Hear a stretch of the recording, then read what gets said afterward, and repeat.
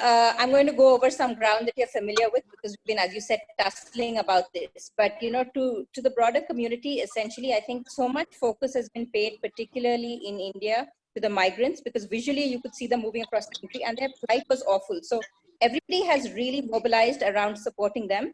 And what has sort of gone unnoticed underneath is the impact on creative workers, you know, artisans, craftsmen, dancers, musicians, because you have the well-known names who are sort of beginning to migrate slowly onto new platforms, but you have a vast majority who really don't have access.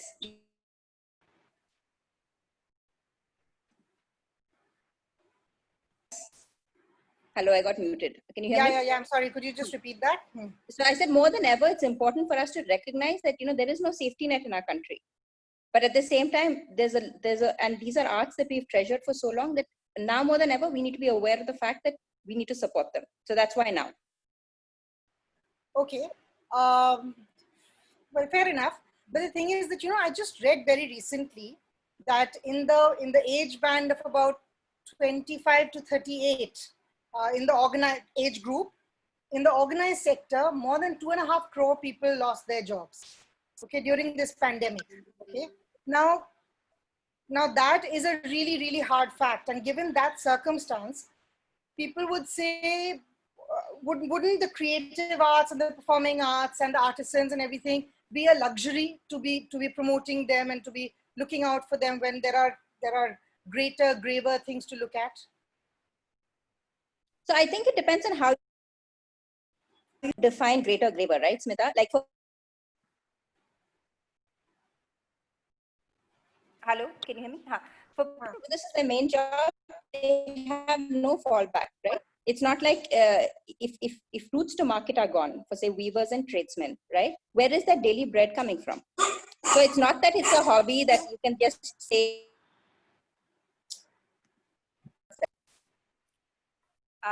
Give me 1 second.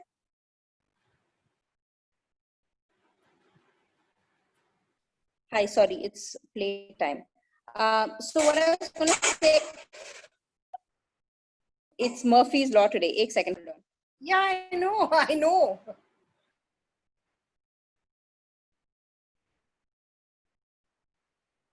This is just to put on records, ELSA Bangalore. I did not say anything to Yumna because of which she's gone away. You can all hear me. ELSA Bangalore is on full swing. No worries, no worries. Sorry, I'm back. Yay! Yay, I know. So what I was going to say was, you know, you're looking at it at people like me, right, who might do it as a hobby and, you know, who have fallback careers and who have money in the bank. And even if you don't, even if we're living month to month, we have families that can support us. And what is not covered is when you talk about the organized sector, the unorganized sector is actually far vaster in India. You know, so we have data from, say, the Creative Arts Organization in the US that says 2/3 of the creative people in the US have lost their jobs, right? And when we say jobs, we mean this is their daily bread. Like this is what gives them khana, pina, makan, right? That is a far vaster impact here in India. And we don't have this opportunity of saying, okay, the state will provide support, or that someone else philanthropically will step in, because we have no large funds that support the arts in the same way. And what you've also pinpointed is one of the big issues, that everything is unorganized, right? So when you look at people who depend on tourism, so you look at dancers, you look at the oral traditions that have survived for so long, essentially because tourists are also interested in these, in viewing them, you know, and you have cultural tourism happening. Now all of that is also banned. So the impact of arts not getting support is, one, because of the economy, two, because everyone is like not sure where the next paycheck is going to come from. So nobody's buying saris, nobody's buying weaves, nobody, you know, everybody's like, and so you have weavers who for the first time I'm hearing are contemplating suicide. I have never heard in 20 years of working for Art Mantram, weavers talking about committing suicide. But ab ho raha hai, because, you know, this is, they can't cope. No, I see. I totally agree with you about that, about the fact that we have to support the arts, but given the tight circumstances that we currently are, how feasible, how sustainable do you see the arts being sustained inorganically, you know, from outside? The arts have to be able to sustain themselves from within, right? Because the support can only be provided for a certain amount of time, right?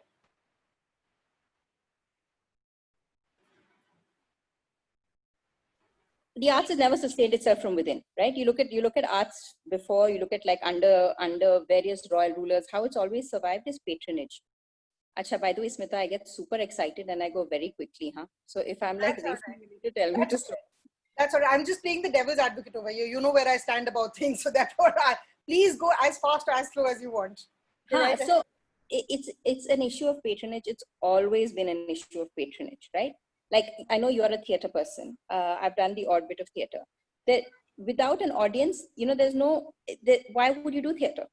The point is that it has always been about the ineffable. It's always been about it being the soul of a culture, and it always needs to be funded, because, you know, it is something that you might see as a luxury, but I mean, look at the tradition of opera, right? And I only say this because I know that the Met Opera is showing a new opera every night. They've been doing this since mid-March. They have a repertory of, 700 operas, which is why, in their video collection, which is why they can do it every night. And the reason that they have this built up is because they're the most well-funded opera company in the house. But the opera has been around for 500 years or more, and it's because it's entertainment, because it's drama. And I think there is a very good question here, which is around, maybe for us, the arts is TV shows. Maybe for us, the arts is the music industry. Maybe it is in these traditional forms. And there is an argument to be made about, survival of the fittest. But it is also for us to look at ourselves and say, there's this very homogeneous culture that we're all adhering to, this mean that we move to, which is because all of us are now consuming the same programs. A lot of them are coming out of the US, some are coming out of the UK, because we're an English-speaking middle class and upper class population. And then, of course, there's Bollywood. So this popular culture will endure. But if you look back in time, the arts that survive over hundreds of years is not a fad. It's the ones where you've really created something that has touched hearts and minds across centuries. And you don't get that without patronage. You don't get that without funding.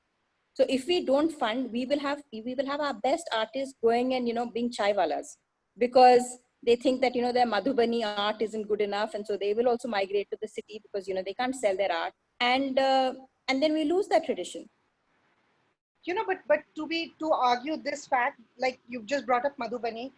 Now, okay, so this is going to be a convoluted statement, but a question hidden in it, okay? So the thing is that patronage needs to be given to arts so that they retain their original forms, right? So that they continue to retain their original forms. However, arts today are changing to suit modern needs and modern sensibilities. So Madhubani artists, for example, you mentioned, rather than doing the traditional Madhubani art or Maithili art that they used to do, now they're making modern Maithili art. Now, patronage for an art that is becoming modern and losing out on their traditional sort of avatars. I mean, patronage for that, where will that get those arts? Because the traditional systems are dying. So it's a great question, and I think I'm going to approach it actually from an angle. So where I'm going to come from is to say that when I preach patronage of the arts, I'm not saying these are our traditional art forms, chappa mara hua. So you have to, as a national patriotic duty, support these particular ones, right? When I say the arts, I'm saying anything that is created in an attempt to explore the world, explore reality, explore context. It is expression of self, right? And if some arts cannot find patronage, if they're not speaking to anybody, right, then yes, maybe they die. But my point is not, is the art speaking to you or is the art not speaking to you? I'm talking about the arts that touch you, whoever you are, right? For me, it may be dance more than painting, right? For you, it may be theater more than textile art. But whatever art actually speaks to you, I think the point I'm trying to make is that as everybody tightens their purse strings, and you must be fiscally responsible. You don't know when jobs are coming back. You don't know, what the economy is going to do if it continues to contract like this. Whatever you can afford to give, and the argument I was making was, if you say that every ELSA commits to give, say, 10 rupees, right? On the Facebook page, we have 5.9 thousand ELSAs. So say 6,000 ELSAs, right? Everybody gives 10 rupees, which is not going to hurt any of us every month. Okay? That is 60,000 rupees. If everybody gives 100 rupees, it's 6 lakhs. And I'm not saying it has to go to one organization. You put your little boons wherever you want. But whoever you are supporting desperately needs that money, because now is a time like no other. You know, there's no route to market. All of the auditoriums are closed. These guys are, I'll tell you where it's coming from, the appeal. Atmantram, which is the trust I run, I got a call in the first lockdown basically saying, this is what's happening with the weavers. We desperately need to reach out and help them. So we gave money from our corpus to 4 weaving communities where we heard that the stories were very dire. Right? Soon after that, somebody who I know, you know, our background, you know, come back from Switzerland, fallen sick, sent out an appeal saying 70 dancers, as in people who are professional dancers, were struggling to feed their families and desperately needed money, because they need money to feed people. They're not, I mean, they're willing to work, but there's no opportunity to work. So what do you do? And so we said, Acha, okay, then but you saw people coming who were dressed like you and me. It's not like, you know, it was such a visual contrast to people who were, what we were seeing on TV screens with the migrants who are going with, you know, sab kuch hata hua. But the fact that you know, have a nice scooter or you're dressed well doesn't mean your need is any less dire. And I think that's what really drove it home to me. So I know that we're going to come talk about the festival later, but it's essentially for everybody to recognize the fact that arts in our country is suffering like never before. And when I say arts, I mean all arts. I mean your neighborhood like dance school. I mean, you know, the music gharanas. And of course, there are some that are better suited to, you know, being able to project themselves on the internet, be able to, you know, reach out and say, you know, support us thoda thoda, but there are lots that don't. So the point I'm trying to make is whatever you can give that doesn't pinch, that you can do on a monthly basis so that that organization knows that they can count on you, will make a huge difference to tide us over this. But you know, you're actually asking for a huge behavior change. I am from Delhi, where people ask me for my theater. They ask me, "Aapke paas free pass hai?" to be able to come for a performance, you know. And the fact of the matter is कि अगर वो free pass आपको दे दिया, तो फिर वो जो पैसा चाहिए auditorium को pay करने के लिए, वो पैसा कहाँ से आएगा? You know. And so to ask people to, and you know, this is actually it's a brilliant idea, you know, Yumna, because I'm learning Kathak as well right now, okay? And the academy that I'm connected to, they have started something as well for dancers who are not being able to provide for themselves. And what they've done is, they've said, hey, everybody get in touch with 15, 20 people, and from everybody just collect 100 rupees a month. And give it into the foundation, you know, so that we can support artists. So I totally get it. But the thing is that can this carry on? For how long can this carry on, you know? So one, you raised a very good point, which is behavioral change, right? And I agree with you that behavioral change is very difficult, but it's easiest to do when it's a small nudge, you know? So when I say, for example, I'm not asking you to give an amount that will hurt you. I'm asking you to give an amount that you won't miss. And I'm not determining what that amount is for you, right? If for you, you know, you won't miss 1,000 rupees a month. If for you, you won't miss 10,000 rupees a month. If for you, you won't miss 1 lakh a month. Whatever it is, but on an ongoing basis, the amount that you will put aside, and then you set it up as a bank transfer. Because once you've done that, it's you're taking that one step once, you know, and then it will run itself for perpetuity. So I'm not asking you to do something every day. I'm asking you to make a commitment once and to set it up in such a way that it will run itself. And that is not so difficult to do, A. B, I think as a community, I mean, you ask any ELSA, and I would be very surprised if there was an ELSA who told you that arts didn't matter. I would be very surprised if you had an ELSA who told you that arts were irrelevant, meaningless. You know, you will have, if you have an ELSA say that, you'll have 99 ELSA standing up and shouting them down, right? Arts are very, very close to who we are as alumni of our college. And I know it's very close to, you know, the kind of experiences, values we try to inculcate in the generations that come up. You know, it's how we've all been brought up by and large. I know I'm making huge assumptions here. But fundamentally, what I'm trying to say is, when we make a change and I advocate that change to somebody, right, that change then spreads because somebody else might not have thought of it that way, right? So I tell my neighbors that, I'm supporting my, you know, for example, I support Art Mantram, obviously, because that's how I have full control over where the money is going, etc., etc. But I said, this is how I'm doing it. And I'm not saying support Art Mantram. I'm saying support whoever touches your soul, okay? Because that's what art does. Art art should move you. If it does not move you, then, you know, that's not the art for you. And that's fine.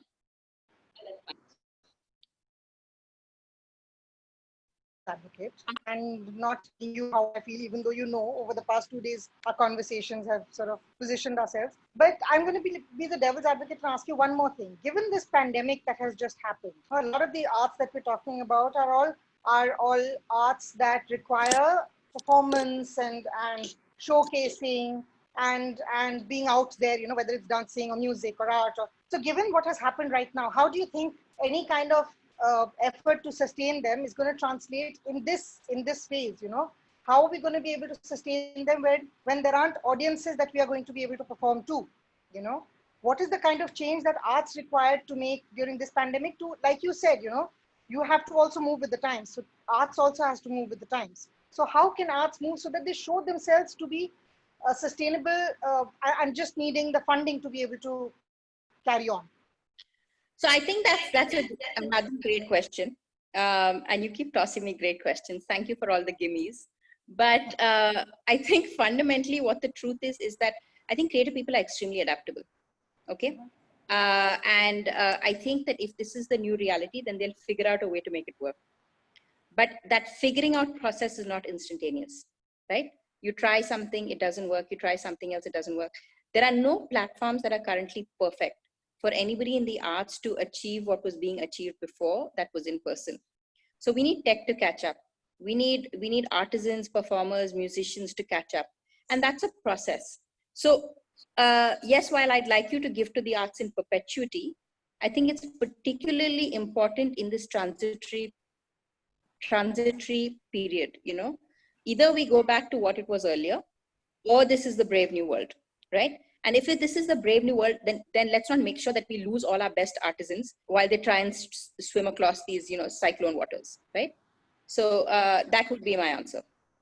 Okay. Now, Smita wants to ask something. Smita, would you want me to unmute you? Yes. Would you unmute yourself? Yes, thank you. I actually wanted to... Hi, Smita. I'm Smita. Sorry. Yes, I know. So good. So I just wanted to say something because you're talking about giving.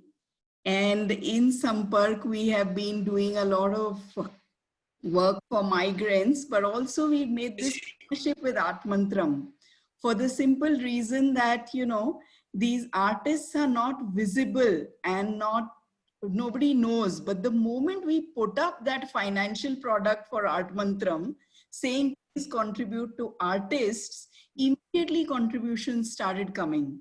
So it's just about, you know, the need is huge.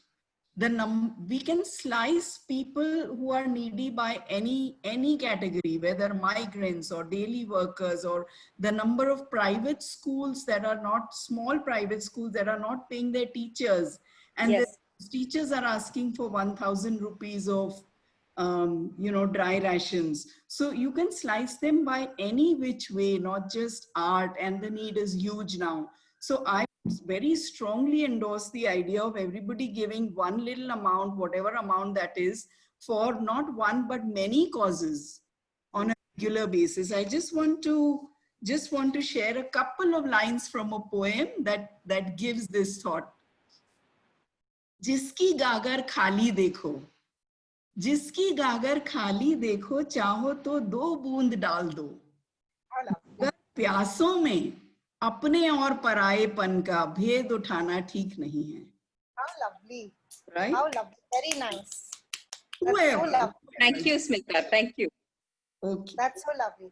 So carrying on, Yumna. Thank you very much, Smita. That was fantastic. Thank you. There's just one point, Smita, I just want to pick up one point on what Smita said, which is basically that the reason of this, the reason I'm doing this talk, and the reason, you know, we've agreed to do it as an organization is because of what Smita said. The arts is invisible, you know, because it's unorganized. It's very difficult to find everybody who needs help. You know, you will find organizations, you won't find the individuals. So I think that's the reason for the appeal, that, you know, you're not seeing them on the front pages of your newspaper, but they need help. And so if you've ever been touched by, you know, a book by a poem, by a play, by music, by dance, by a painting, please, please give. So which brings me to my next question, which is that we said this is about promoting arts, artists, and awareness. There are many questions that I have, but one of the first questions is, since we've established the fact that arts is so central to all ELSAs, we would like to believe we are aware of and sensitive to what artists may be going through right now, and we try and help out wherever we can. So why are we having this talk with ELSAs at all? Are you asking my particular reason? It's because I'm doing a huge festival around raising awareness. So yeah, go around, my love. So yeah, no, absolutely. So I think for us, I'll come at it again. We really, I think, we connect. Yes, we're building a community where we are strengthening emotional bonds, but that feeling of immersing yourself really is something that we were lacking as an organization.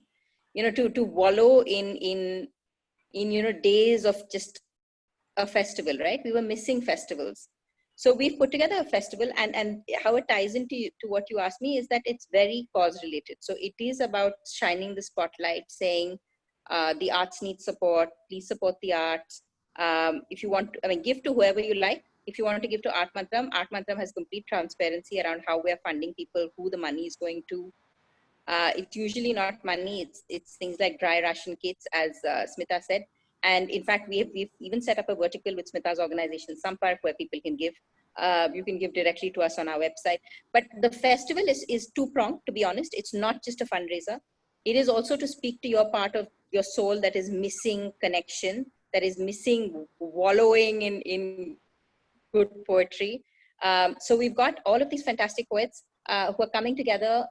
And one reason is the fundraiser. One reason is that they want to give voice. They want to shine a light on this, and it's a topic that's speaking to their heart, regardless of where they're coming from. Whether it's the Caribbean, whether it is Pakistan, whether it is New Zealand, across our country. Tibet, Bangladesh. Everybody feels the need to give their own. Because we're not compensating any of the poets who are coming, right? All of our volunteers, nobody's getting paid. Everyone's just putting heart and soul into this to say this is an issue that needs attention, and if we do something that people will come and love, then maybe they will also see that they need to support the arts. So what can we do? I said all that, and then I didn't tell you what it was about, did I? So it is the Glass House Festival, which is poetry from around the world. It's happening 23rd to 26th, which is next weekend, Thursday to Sunday. And it's actually set up very much like, any literature festival would be, that it's morning to evening. You come to whatever sessions you like. You have the luxury of doing it from your home. And I've had wonderful people reach out, who are ELSAs, who are part of it. But it's my own personal reach. And I think organizationally, this is something that does speak to the broader ELSA network. So how ELSAs can get involved is, first of all, I think that we did this fantastic poetry mehfil that Smita ran in Bangalore, and people started sharing the poetry that they write in the dead of night and don't really share. I know you write poetry, Smita. I hope you shared your poetry on our...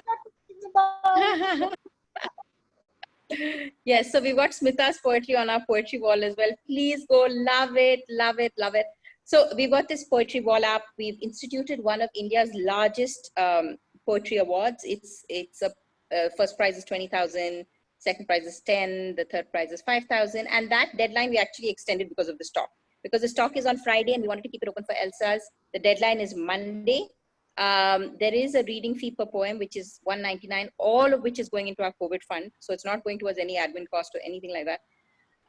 So please, any ELSAs who write in the dead of night, know that you are actually supporting a cause, but you're also giving a little bit of attention to your poem. And who knows, it might win. So there's the poetry wall, there's the poetry award. Come to the sessions. We've got really world famous people coming with this murder of George Floyd in America. We have Sonia Sanchez, who, when they tried to arrest her in Philadelphia, there were picket lines outside of people wanting to get the signature. So she's a legend and she's coming. So So yes, come. It's going to be fabulous. Keki Daruwala is coming. You know, the reason I say come is because it's not just about watching the recorded sessions, but they're actually making themselves available for question answers. So there is space in the room for ELSAs to come and participate by, you know, interacting with these figures. So I think fundamentally what I want to say here, Smita, is this festival is partly designed for ELSA, so ELSAs better come because otherwise I'll be brokenhearted. Oh, no, don't be. So basically, you've extended the deadline so that ELSAs can be a part of it. How sweet is that? I Yes. really thank you very much. Even though people writing in Hindi cannot participate, cannot send their entries. Damn it. Sorry, But, next time I promise I will institute a Hindi award. Okay? okay, thank you very much. तब तक मैं और लिख लूँगी, ठीक है? So don't worry. Okay. Now this brings me to another very important question, and over here I will give space to Shafiqah to ask her question. My sort of drive up to that question that I want that Shafiqah will sort of mention is, artists are basically at heart people who like to showcase. Okay, we had this conversation, if you remember, about artists being narcissists. And I disagree with you anyway, but yes. But yeah, but you know, artists feel fulfilled only when they feel they're performing. I mean, they do it for themselves, sure. But I also feel, this is my belief, that they feel better when there is an audience that they're performing to and their arts is getting seen by, you know. Given Agreed. this new phase and this new era, Agreed. and art having to therefore change to acclimatize to this new change or whatever, they have to become comfortable with another platform. This is where, Shafiqah, would you want to come in, please? Yeah. Yumna, Yes. two things. One is that the high arts, the classical arts, music, singing, music, instrumental, and dance, they've always appealed to an elite, and it's important to democratize this. Yes. Now, with this, with the lack of any kind of munch, no more performing venues. Yeah. The most interesting and immersive technology is actually in the field of gaming, computer gaming, which sucks people in and is how do we get our tech guys to understand that they need to create virtual concert theaters, which any artist can perform in. We have the business things like Zoom, but this is good for meetings. It's not great if you actually want to watch a performance. So actually we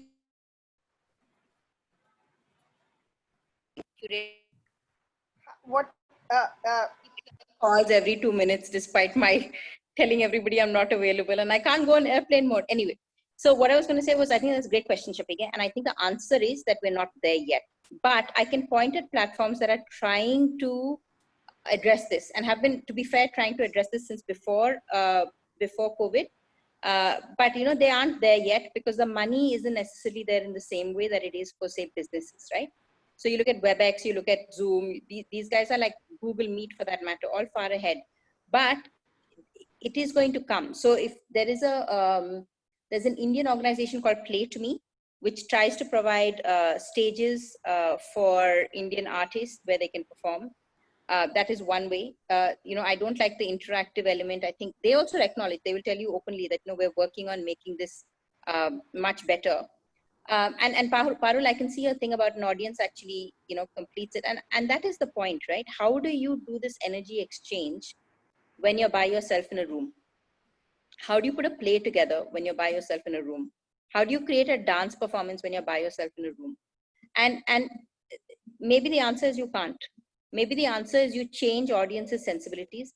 Maybe the answer is technology, right? And I think, Shafiq, that need is being recognized, you know, because the impact, the loss of revenue impact is huge. And there are countries that count that loss. So I think it's $92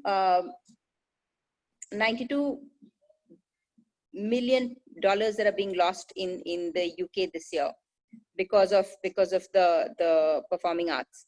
In fact, that number I think seems too small. I'll have to check and look it up and come back to you. But there is a huge impact where, you know, the performing arts and the tourism and everything, it's all so closely tied together that the economic value is high. And as soon as an economic value is high, it drives commercial reasons to put solutions together. So they're coming, but they're not there. I agree with you. you know, I want to say something with respect to this. So, like I told you, I do theater. And now what we've started doing is that every Friday evening, my theater group, we all perform every Friday evening, right? Through Zoom. We perform through Zoom. Yes, we miss the audience. Yes, we miss each other's energies because you feed off each other's energies on stage. You know, the other thing that troubles me with respect to this, not just the lack of interaction and exchange of energy, the other thing that troubles my mind is if audiences get used to watching the arts like this and seeing them like this, then it might be difficult later on to get them, you know, so it's becoming counterintuitive and counterproductive, this phase, because we are trying to use technology to keep the arts alive and therefore creating platforms that will allow arts to perform. And then maybe we are leading to a habit whereby people will say, you know, but hey, I can watch this online, you know, and why do I need to spend money and go and watch it somewhere else or go and see it somewhere else? So Smita, wo already ho raha hai, right? It's already happening, right? Why do people stay in rather than go out? In the olden days when you had no TVs, I think everyone would stay in, right? So the people who prefer the comfort, who don't want to brave the roads, will not go. But to Anjana's point, the in-person experience, the energy you create, not just between the stage and the audience, but within the audiences, are massive, right? And this is that same point that I was saying where, you know, here's an opportunity for you to ask your question to Keki Daruwala. Here's your opportunity for you to ask your question to Sonia Sanchez. I mean, that experience is heightened exponentially when you're in the same room, when you're in the same physical space, right? And so that is not diminished, I think, in any way. So I think if you ask anybody who loves the arts, they would all say, I want to be there. I want to be there when it's happening. You know, because when we consume the arts through a screen, your eyes see differently, your ears hear differently. You don't get the feel of the sound bouncing off the acoustics. You know, when somebody finishes playing or they finish dancing, that one moment of breathlessness that the whole audience holding its breath together, you cannot capture. You cannot capture unless you're there. You know, the way people, when you finish a play, right? And people jump to their feet in reaction. It's like what you cannot, the same, okay, let me pose it to you differently, right? For a sports fan, would they rather watch sports on TV or would they rather watch it in the stadium? The stadium is, you cannot see as well because your cameras like really zoom you in and you can see everything and you get replays, right? But there is something to being there when it happened. There is something to be able to say, "Main wahan pe tha." So I think, Acha, I can see lots of comments and questions. Yeah, I know, they are fantastic. And, you know, and you know what these comments tell me is that, you know, we are speaking within a group of people who are just so on the same page, you know. So maybe all of us need to also speak with the larger world as well, the larger world that is not so I don't know, attached to the arts or immersed in the arts, because there are many people. I mean, hey, we hear people all the time bringing up their children saying, "Haan, theek hai, dance kar lo, gana ga lo, theater kar lo, hobby ki tarah. Profession kuch aur rakhna apna, lekin, you know." Can you hear the tal? Can you hear the tal from my ceiling? No, I can't. Can You hear? I can't. There's a 7-year-old girl who lives upstairs and she's doing her Bharatanatyam. And inevitably, when I'm doing a Zoom call at this time, you can hear her upstairs doing, and you know, she comes and asks me sometimes when I say, "Nahi, can you just move your practice?" But this brings me to a point. Sorry, I know I cut you off, Smita. I promise we'll come back. No, that's all right. Don't worry. Riyaz, right? Which is, I think, one thing we haven't touched on. So, okay, there's another thing I want to close before we go to Riyaz, which is around this point about digitalization of the arts. Okay, when we're talking about digitalization of the arts, the one thing that you cannot undervalue is the reach of digitalization, right? So if you look at the tens of thousands of people who can come together to watch a performance online, the impact of that performance is magnified a zillion times, right? So there is also this thing which speaks to people creating art to move, to inspire, to touch, to to create in some way. And I think that reach, when I do it at my local theater and 50 people come over the weekend because that I can afford to rent the theater for 3 days, right? Versus when I do it online, it's safe for perpetuity. People can watch it anytime, and 6,000 people watch it. So there is that element, which is the opportunity in that challenge. Okay. And then can I answer my Riyaz thing also very quickly on this? Yeah, absolutely. Achha, so my Riyaz thing, which is inspired by the girl practicing upstairs, is that I also think that one thing that we have lost as we have evolved into this future that you and I inhabit and that we pass on to our kids is this element of Riyaz. And maybe again, I'm speaking to an ELSA audience that is steeped in the arts and they all have Riyaz. But I think Riyaz is it's like, that 30 minutes of exercise that you have to do. It's the 30 minutes of meditation you have to do. You have to give 30 minutes of Riyaz to whatever is the creative arts of your choice every day for you, for your creative expression. Because, not only, not just the health arguments, not just the emotional arguments, not just the psychological arguments, because you have all of the scientific data that shows you it's good for your brain, it's good for your heart, it's good for your happiness, it's good for your mental balance. But Riyaz fundamentally teaches us concentration. It teaches us to look at things differently. It connects to you at a deep level to the arts. And I think this is where your conversation about habit changing becomes very relevant. Because for people who don't do Riyaz, right? How do you commit to that 30 minutes every day when you say that I've never done this, right? And here is where I think the inspiration lies in people like you, where you say, "Nahi, mujhe Kathak seekhna hai." And you're the next oldest person in the class is your daughter, who's, I don't know, 7, 11. How old is she? 7. Not yet 7. Not yet 7. But you put your ego aside. You say, "Nahi, mujhe Kathak seekhna hai, and main seekhungi," right? So Sanjari, like, is the guru of Riyaz, right? Like she is the person who, you talk to her about music, you talk to her about arts, and she will give you gyan on everything. But you have to, it is that would be my other message. One, please support the arts. And two, please make Riyaz part of your life, even if it isn't. Be like Smita. Look up to her.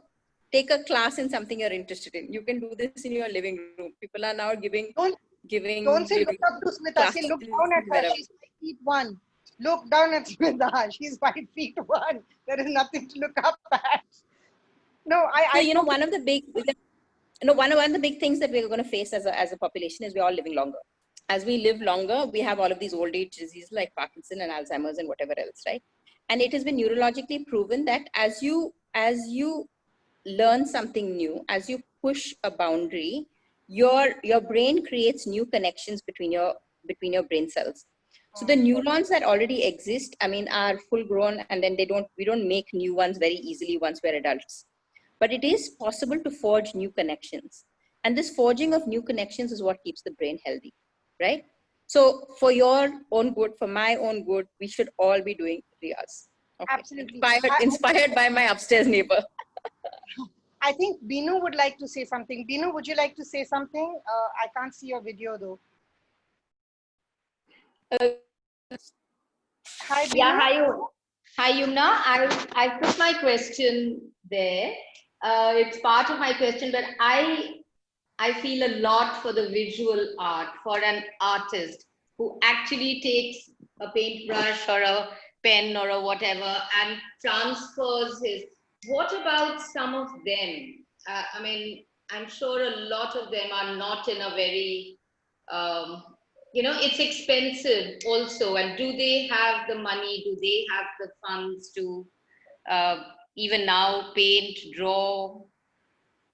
I remember the Sante that for year after year, I've been going to the one on next to the golf course. What is that road? Next to the Sante. Yes. I started that. I know. And those artists, and I've picked up some fabulous pieces of art from there, but what are they doing? So that's a great question. And I think that is part of the same point that I'm making, is that people will learn somehow. They will adapt if this is our new world. You're seeing that, painters are now painting on masks. So I did this talk with Sujata Bajaj, for the Bangalore International Center recently, and she's been painting masks.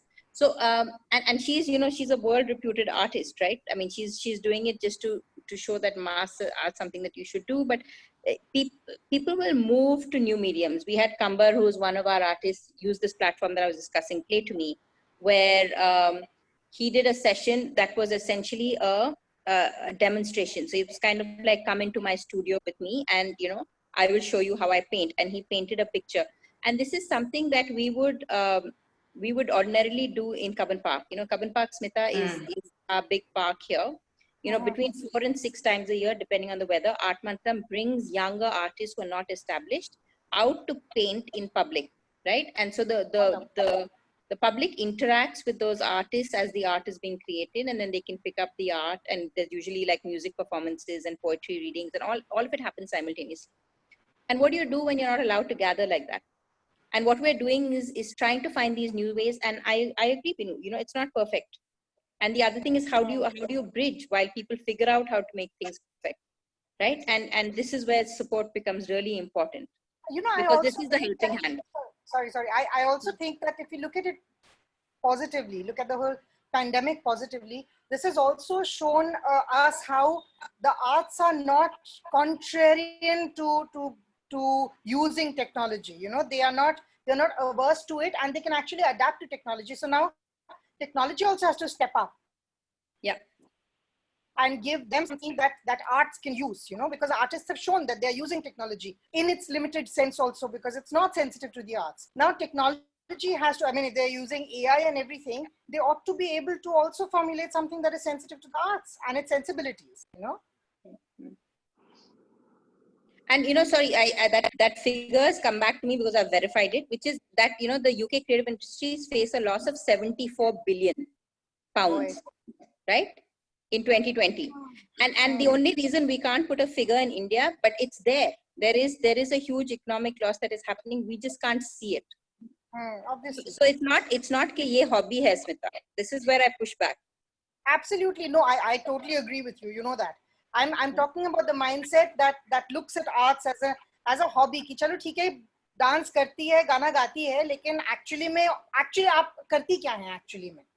Yeah, I agree. So that mindset has to change for it to be recognized as an economic activity as well. I think once it's recognized as an economic activity, it will get its place under the sun. I think 2 things are happening. One is that professional dancers were always respected. It was just people who did it in addition to doing something else, where it was, seen as a hobby. And then the second thing is, I think definitely there's been a huge mind shift over the last generation, 2 generations, maybe even 2.5, 3 generations, where people are recognizing that, the arts is significant. Even here, I don't think anybody who deems themselves well educated would argue that, it otherwise, right? So this hobby here is, something that you will get from people who haven't made that shift yet.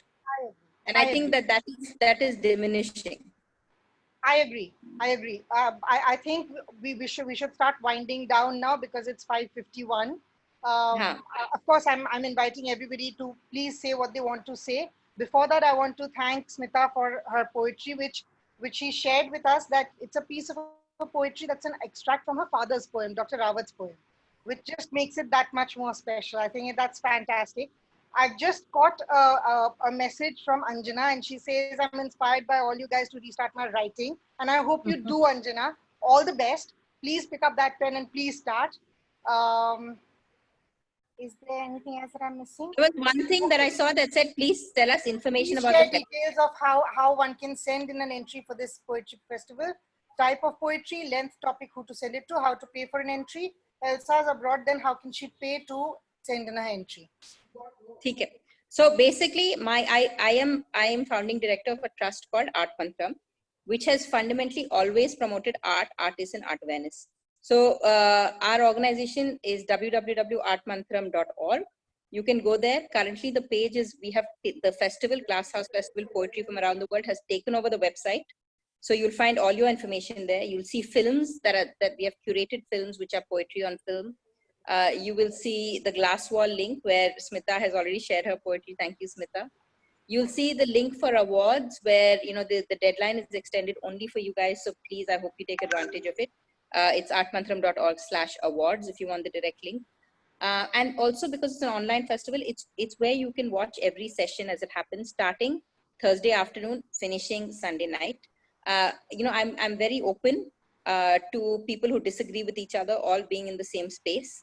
So you will see people who are very left-leaning liberal. You will see some people who, you know, you think are too conservative, and, you know, maybe why are we giving them voices? But I believe that platforms are for everybody, and if you don't engage, we don't move forward, right? And I think politically, one of the things that this COVID has done, maybe nowhere so dramatically as in the US, is expose these cracks that exist.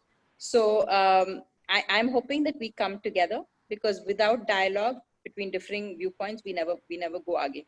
So you'll find a wide variety of political views. You'll find voices from Europe. You'll find, you know, eco-feminist poets. You'll find queer poets. You'll find Dalit poets. You'll find different Indian languages. You'll find opposing opinions, and you'll find lots and lots and lots and lots of award-winning artists. Like we've got everybody from Booker Prize winners, Pulitzer Prize winners, all the way through to, you know, young artists who are just breaking through and getting recognized for their work. So I know it's intense with 4 days, but do try and join us. Please, please send in your poetry, because we want to celebrate you and your creative work. And any way you want to join Art Mantram, please drop me a note. I am always available.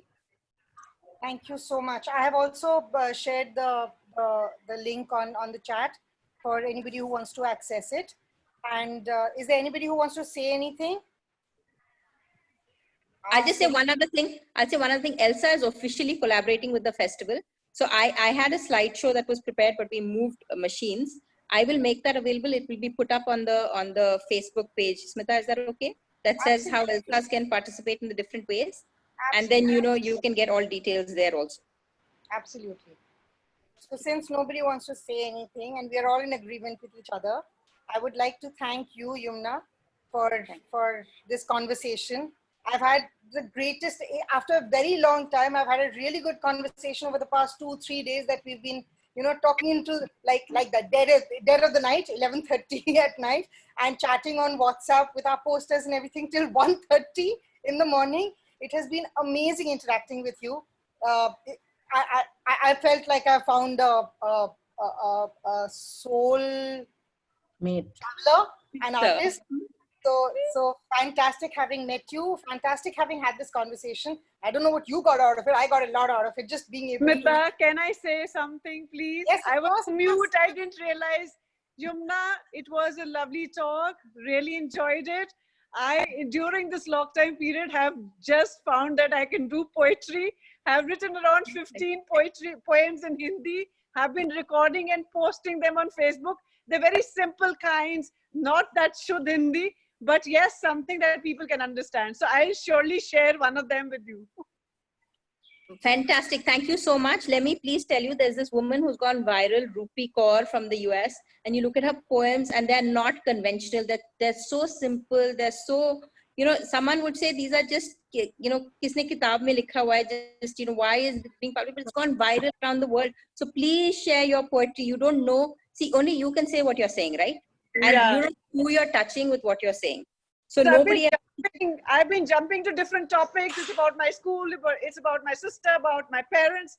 I've done it on lockdown. I've done it on, I don't know, different issues, on doctors. The last one I did yesterday, I uploaded one on doctors.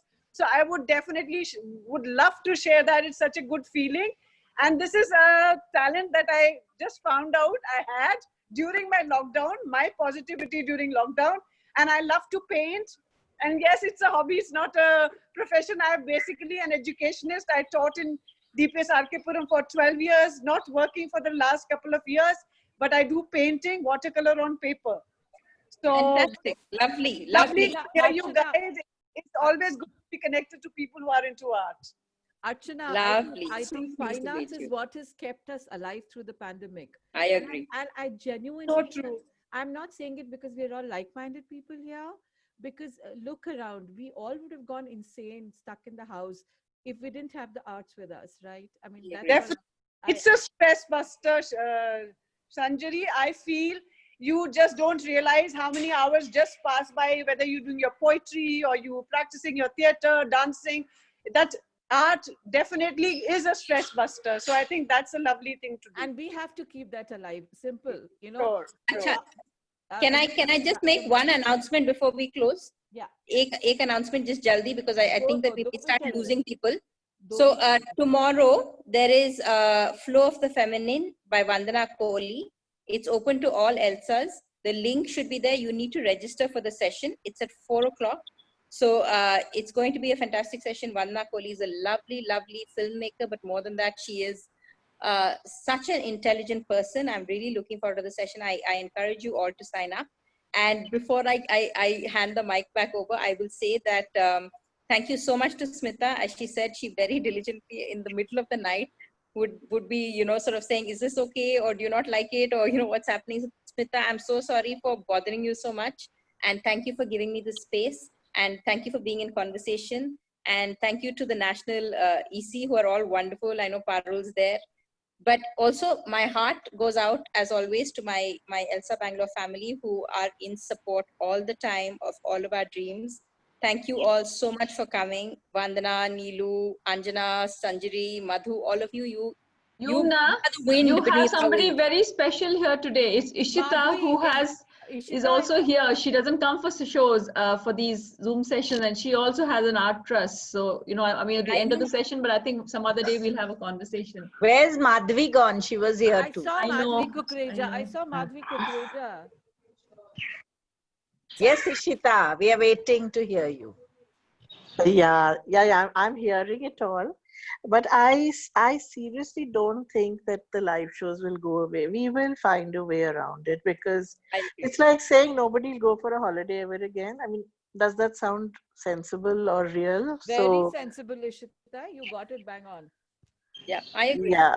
So we just have to figure out how it's going to happen. I mean, I don't want to go for a holiday today, but I don't think a year down the road, you know, I am sure this will all be behind us. And it's the same for the arts. It's because I don't think there is any substitute to live shows unless technology goes interactive. I mean, you know, where you can see your audience. I mean, No, you even know. then, No, no, but Ishita, even then. Even then, Rishi, I think that No, even no. if you do virtual reality and, you know, immersive reality and alternate reality, I think we're very far away from getting that sensual feeling where our mind thinks that we're in the same space. Yeah, You and know, you know, for an artist, the audience is It's what critical. matters. I I mean, agree. so for example, Completely when I agree. organize my music shows, I don't worry about the artist. I just go all out to get audiences for them. That is my role, you know, in Agree. a music trust. So, and it's like saying I'll never go for a holiday. I'll never. I mean, you know, it just, you're never going to eat out in a restaurant ever again. I mean, does that sound even real? No, So and, you know, this thing will run its course, right? I mean, like, whether no matter how many people who get infected, get sick, get better, unfortunately don't get better, it will run its course. That's for sure. Yeah. And also, you know, we live with millions of viruses. I mean, you know, I think Corona has just been blown out of proportion. I mean, it is infectious, no doubt. But, you know, I have a friend who's a pharmacist, you know, and 20 years back, believe me, when we first moved to Bangalore, we used to go for movies, you know, a young couple, like she and her husband, me and my husband. And, you know, in the movie hall, she wouldn't touch anything. And I'm saying, what's wrong with you, Larissa? Her name is Larissa. She says, you know, I'm in this line of research, and you know, you don't know how infected in a movie hall. And I'm talking about 20 years back. I mean, we've survived 20 years with all those viruses. So I think, let's not over, you know, I think everyone is just pushing this agenda beyond a point. I mean, that's my personal view, of course. So let's wait. I am sure there will be a solution to this, and we will bounce back. I mean, I'm talking about the arts and the holidays. I personally feel that we just, as people who are interested in arts and artists, we just have to give each other the staying power to ride this wave. That's all. We are all And I liked what Parul also said. Parul says it's the same for fabric. It's, you know, buying online You can't feel the texture. Parul, I'm reading what you have written. Yeah. Good. I mean, I'm in it all the time, be it a performing art. For me, everything is about art. I think it's a thought process. Yeah, Be it agree. design. So be it a behavior, I think art plays such an intrinsic role in our lives. And honestly, sometimes I feel it's the only thing which can give you true happiness, when you feel you've reached perfection in it. So I think this is a conversation. It has to go on and on, we've all got stirred by it, and we must make it happen more often. I think this was wonderful. Yes, absolutely. So, Thank It was you. absolutely wonderful, actually. Thank you, Smita. Thank you, Yumna. I think it was one of the most interactive and most enjoyable, insightful sessions. Thank you for this. Thank you. Lovely. Thank you, everybody. Thank you. I got an opportunity to meet a lot of people, though virtually, but it has been so much fun. Thank you very much. Catch you again soon. Thank you so much, Yumna. We must stay in touch even beyond this. Yes. Yeah. Okay, guys. Good. Thanks a lot. And I wanna get- finally reached home. Smita, I finally reached home. I'd been traveling all this while and listening Good to you. girl. See, we were so many of us were companions for your travel. See, you didn't travel. Yeah. No. So bye bye, Asha, everybody. Have a good evening. shall we Say? start